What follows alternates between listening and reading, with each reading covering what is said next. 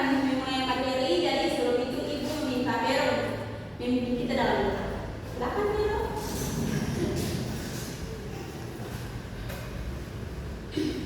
Mari kita semua berdoa. Segala puji syukur dan terima kasih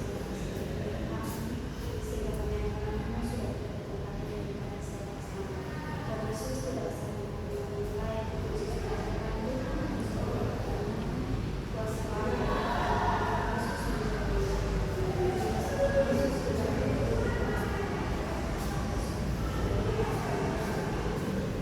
Terima kasih Vero.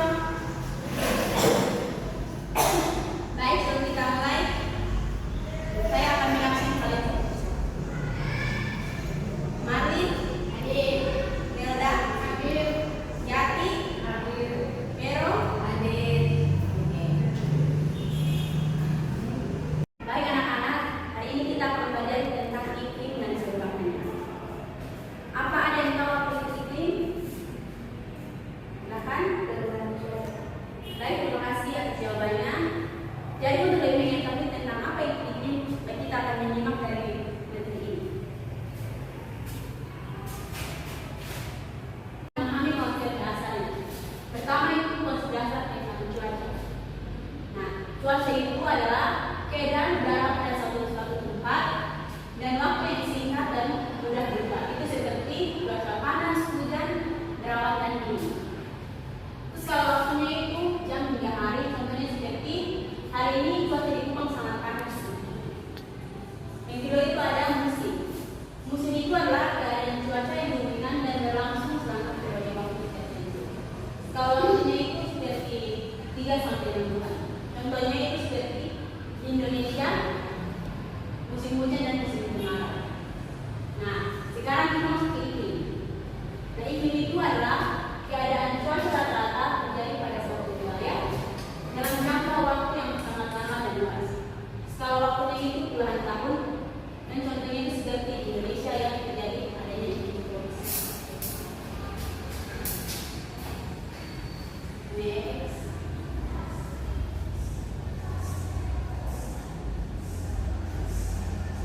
Lanjut, ini adalah fenomena perubahan iklim.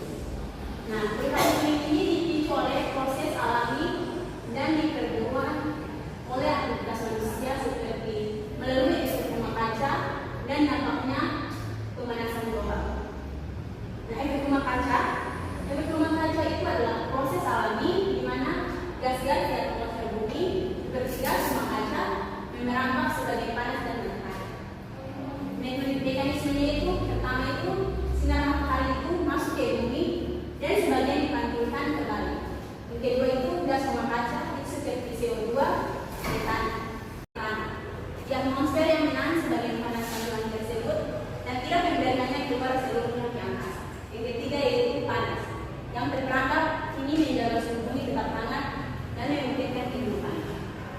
Tujuannya untuk menghangatkan bumi agar layak huni. Tanpa efek rumah kaca bumi akan sangat tinggi.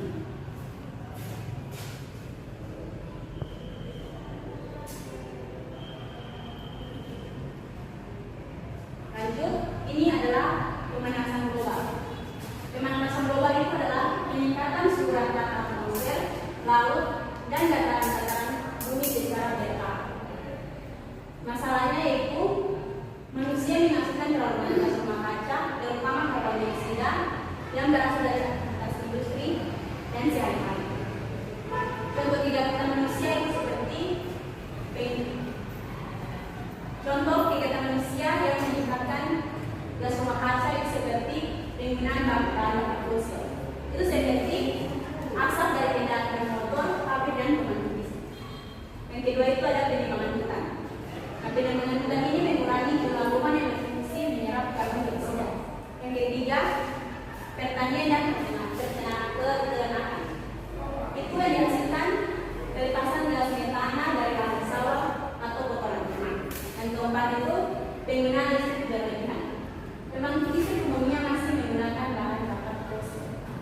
Dampaknya itu terlalu banyak dari gas rumah kaca, terlalu banyak yang terperangkap dan suhu bumi naik.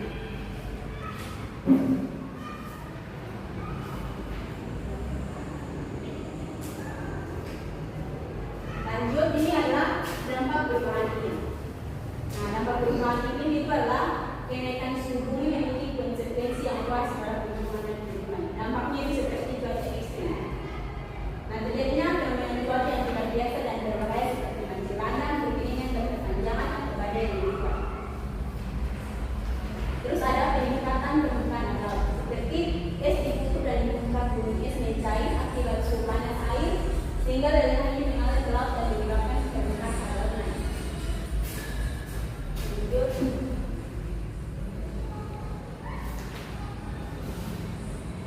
Yang ketiga itu adalah gangguan kesehatan, seperti peningkatan penyakit yang dibawa oleh serangga, misalnya itu demam berdarah karena perubahan suhu dan pola hujan.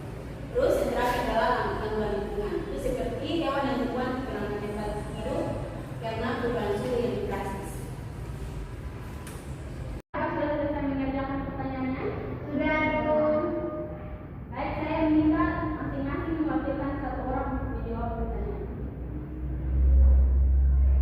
Silakan berdiri.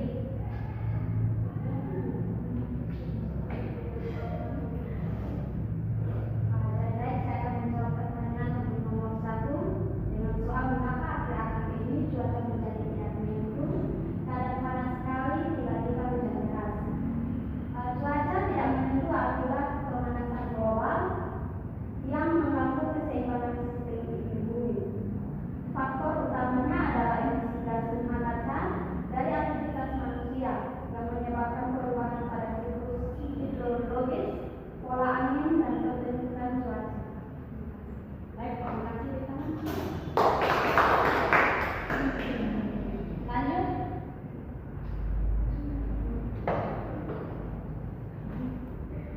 Baik, saya akan menjawab pertanyaan kedua.